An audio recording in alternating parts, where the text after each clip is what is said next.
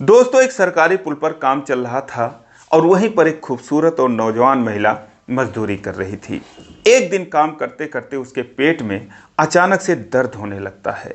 दर्द इतना तेज था कि वो अपना पेट पकड़कर वहीं पर बैठ जाती है।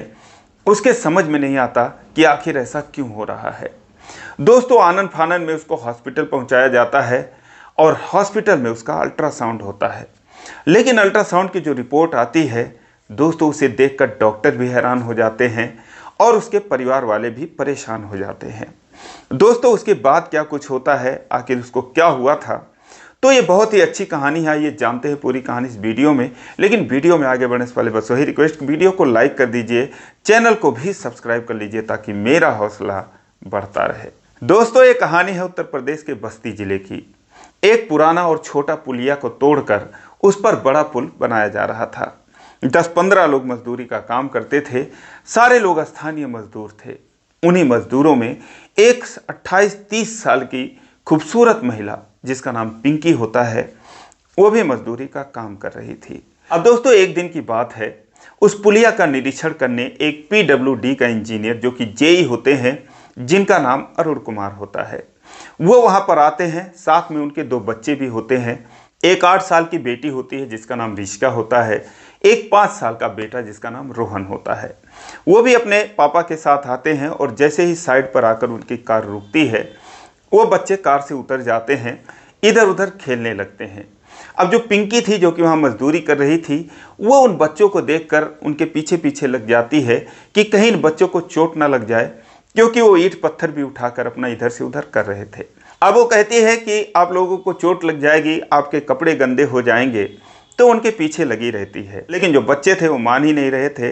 कुछ देर खेलने के बाद रोहन अपने पापा के पास जाता है, यानी कि अरुण कुमार से के पास। उनसे कहता है कि पापा, कुछ भूख लगी है, कुछ दिलवा दो। वो कहते हैं कि अभी चलते हैं, तो रास्ते में दिलवा देते हैं। लेकिन दोस्तों, जो पिंकी थी उनका हाथ पकड़ती है। वो कहती है, चलो बच्चों, मैं दिलवा कर लाती हूँ। दोस्तों, 300-400 मीटर की दूरी पर एक दुकान था, वहाँ जाती है और 100-200 रुपये का उनको सामान दिलवा कर लाती है। जब वो वापस आती है तो अरुण कुमार देखते हैं। रोहन कहता है कि पापा, हमने बहुत सारी चीज़ें ली है। दोस्तों, वो खाने लगता है, लेकिन फिर वो खेलने लगता है और लाख मना करने के बावजूद वो मानता नहीं है। और दोस्तों, उसको मना करते करते आखिरकार वो कीचड़ के गड्ढे में गिर जाता है, जहाँ पर उसके कपड़ों का कुछ हिस्सा गंदा हो जाता है। अब दौड़कर पिंकी जो है उसको उठाती है और उसके बाद ये जब देखते हैं अरुण कुमार, तो अपने बच्चे को मारने के लिए, डांटने के लिए दौड़ते हैं। पिंकी उनके सामने खड़ी हो जाती है, कहती है कि अरे, बच्चे नहीं करेंगे तो कौन करेगा ऐसा, आप क्यों इनको डांट रहे हो। अब दोस्तों, उसके बाद वो रोहन का कपड़ा निकालती है, जो भी थोड़े बहुत गंदे हुए थे, ड्रम में पानी रखा था, उससे धोती है, उसको नहलाती है और साथ ही में अपना एक शॉल लेकर आती थी। सुबह जब वो काम पर आती थी, निकाल कर रख देती थी। साफ सुथरा वो शॉल होता है, उससे उस बच्चे का शरीर पोंछती है और उसके बाद उसी शॉल में लपेट कर बैठ जाती है। थोड़ी देर में रोहन को नींद आ जाती है।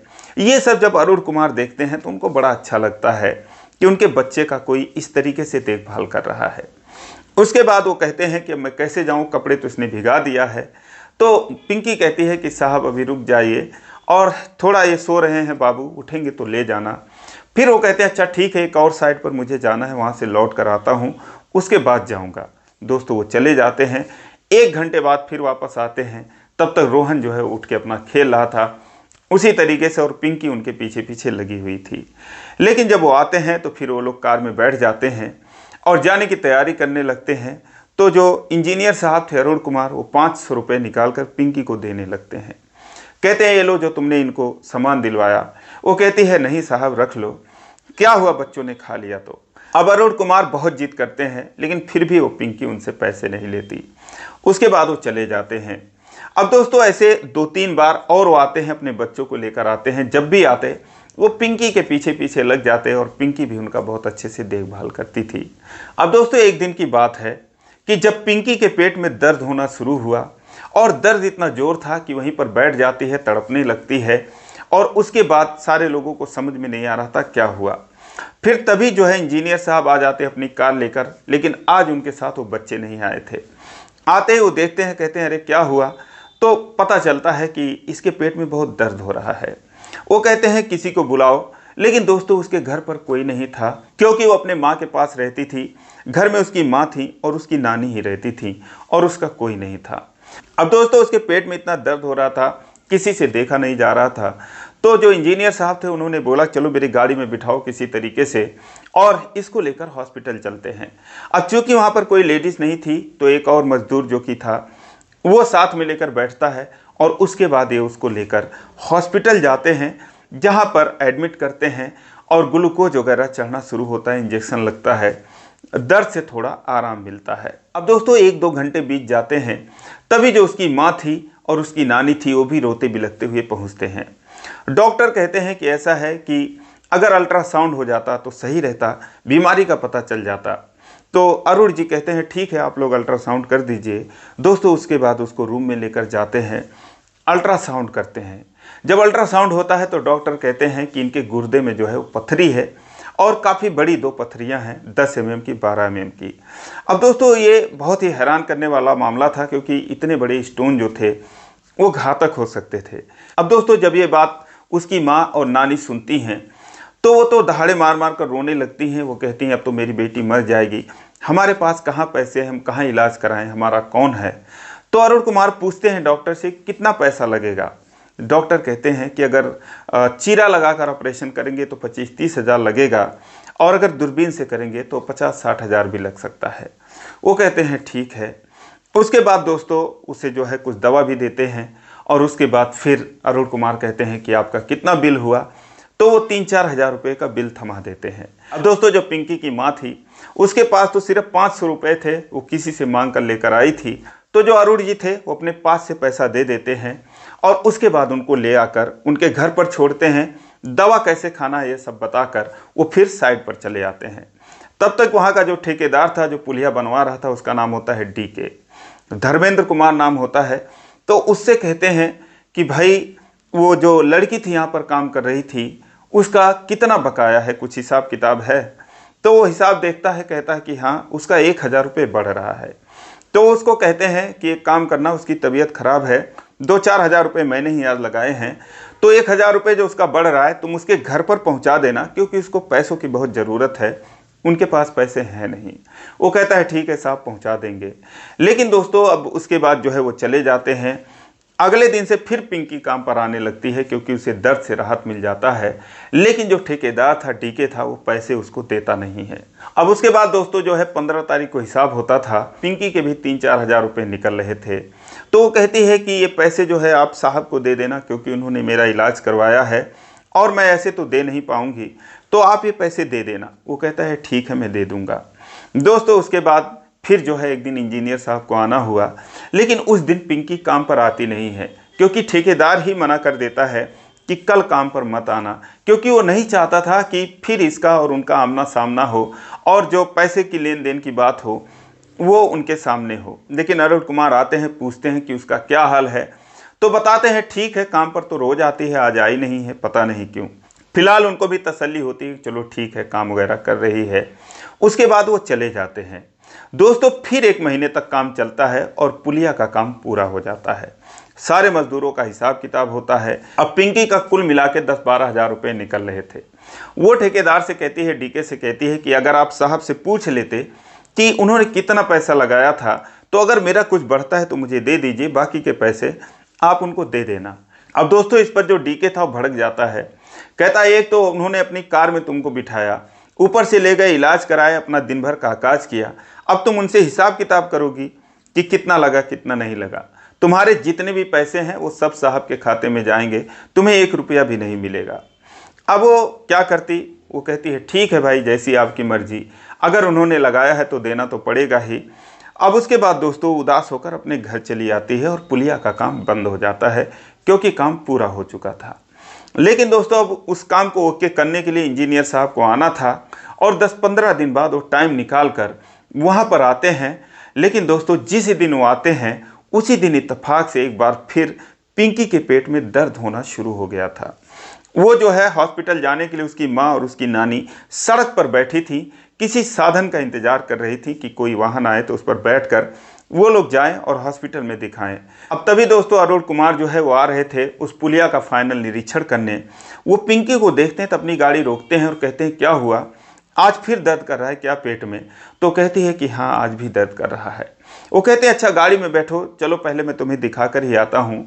तो कहती है साहब मेरे पास पैसे नहीं हैं और वैसे भी पुल का काम बंद हो गया है तो मेरे पास कहाँ से पैसे आएंगे, अब मैं आपको कैसे पैसे दूंगी।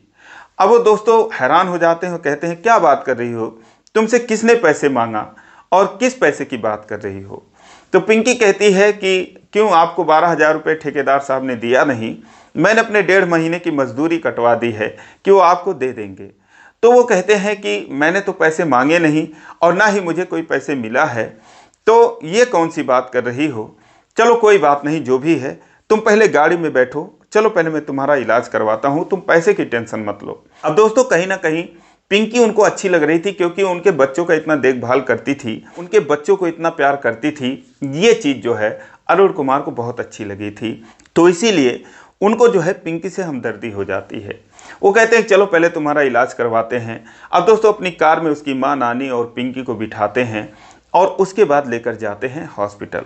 वहाँ पर डॉक्टर कहते हैं कि अब तो ऑपरेशन ही कराना पड़ेगा, वरना आप फिर इलाज कराओगे फिर जो है इनका ऐसे दर्द बढ़ जाएगा। ये है कौन? तो कहते हैं कि ये मजदूरी करती है और वैसे तो मेरी कुछ लगती नहीं है, लेकिन फिलहाल आप अब इसका ऑपरेशन कर दो, जो भी पैसे होता है मैं दे देता हूँ। दोस्तों फिर उसका दूरबीन से ऑपरेशन होता है। सारा पैसे जो है वहीं के वहीं वो चूँकि उनके खाते में थे तो वो जमा करते हैं और उसके बाद उसका ऑपरेशन होता है। जब ऑपरेशन के 2-3 घंटे बीत जाते हैं तो दोस्तों फिर डॉक्टर कहते हैं कि अब आप लोग मरीज से मिल सकते हो, उसे होश आ गया है।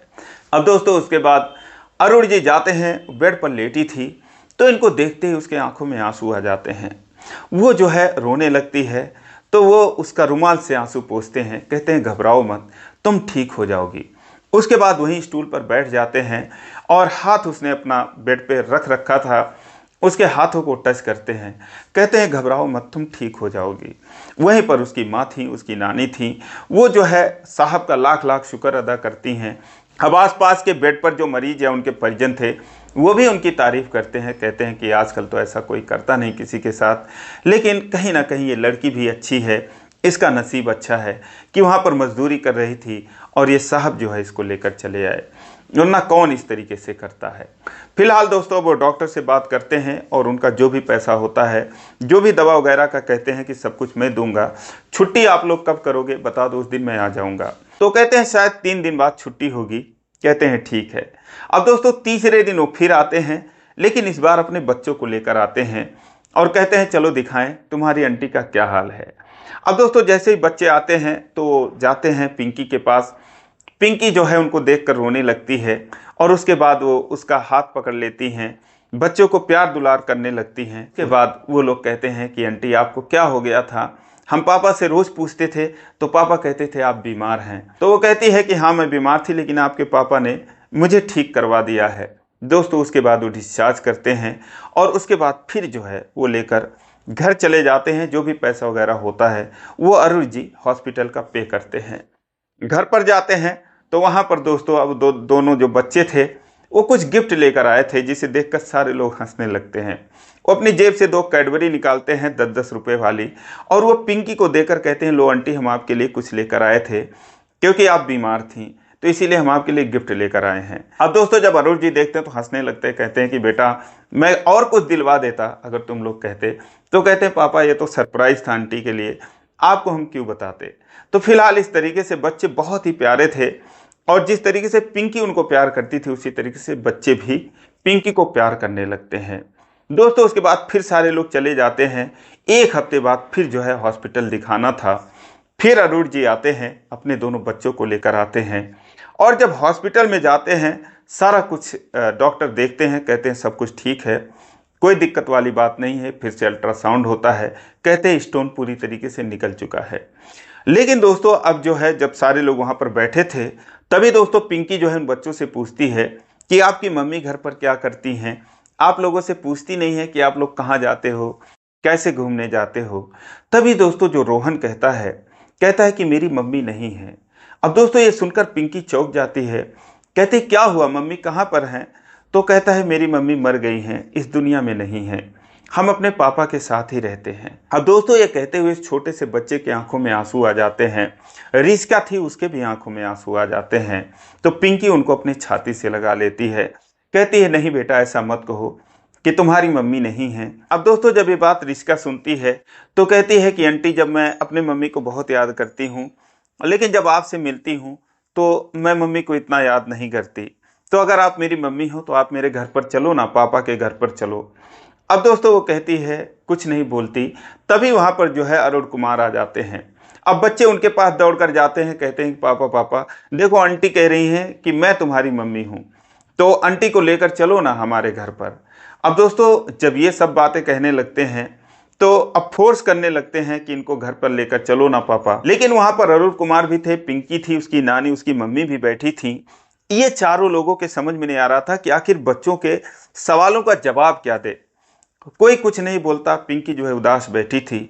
लेकिन जब बच्चे ज़्यादा फोर्स करते हैं, पिंकी से कहते हैं कि आंटी चलो ना, आप चलो ना हमारे घर, तो कहती है कि पापा से पूछ लो, मुझे लेकर चलेंगे। अब दोस्तों ये सारी बात अरुण भी सुन रहे थे।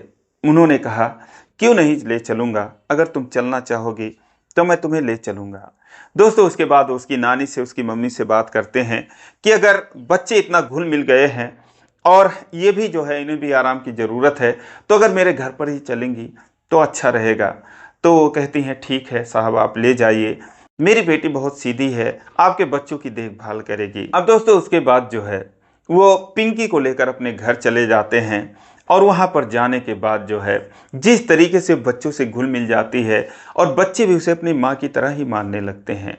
उन्हें कभी एहसास नहीं होता कि ये कोई दूसरे घर की है, बिल्कुल माँ के जैसा ही वो मानते थे और ये भी अपने बच्चों के जैसा ही मानती थी। अब दोस्तों एक साथ रहते रहते धीरे धीरे अरुण में और पिंकी में प्यार होने लगता है। लेकिन फिर भी अरुण कहते हैं कि देखो ऐसा है, तुम्हारी उम्र काफ़ी कम है, मुझसे तुम 15 साल छोटी हो, तो ऐसा मत सोचना कि मैं तुम्हारी मजबूरी का फ़ायदा उठा रहा हूँ। लेकिन अगर तुम मुझसे शादी करोगी तो मैं तुम्हारा एहसानमंद रहूँगा, क्योंकि अब ये बच्चे भी तुम्हें छोड़ने वाले नहीं हैं और कहीं ना कहीं इस घर को भी तुम्हारी ज़रूरत है। अब दोस्तों जो पिंकी थी उसकी शादी पहले हुई थी, लेकिन उसका पति इतना शराबी था, एकदम लापरवाह था कि जो है उसको वो 4-5 साल पहले ही छोड़ चुकी थी। और इन 4-5 सालों में कभी उसने इसका सुध नहीं लिया था कि वो कहाँ पर है, क्या कर रही है। तो एक हिसाब से उससे इसका रिश्ता ख़त्म हो चुका था।